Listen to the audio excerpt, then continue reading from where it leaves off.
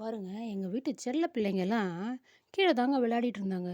எங்கே காணோமே அவங்களன்னு வந்து பார்த்தா, அவங்க அம்மாவும் எங்கள் டோலு போலுவும் எவ்வளோ அழகாக கட்டில் மேலே ஏறி அவங்க அண்ணன் இல்லை.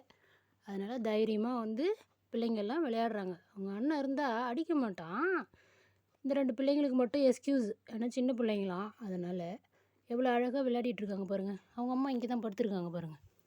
இங்கே தான் படுத்துட்டு சுத்தம் பண்ணிட்டு இருக்காங்க. மேக்கப் பண்ணின்னு எங்கேயாவது ஊர் சுற்ற கிளம்புறியாப்பா? வாங்க ஊர் சுற்ற போனேன்னா.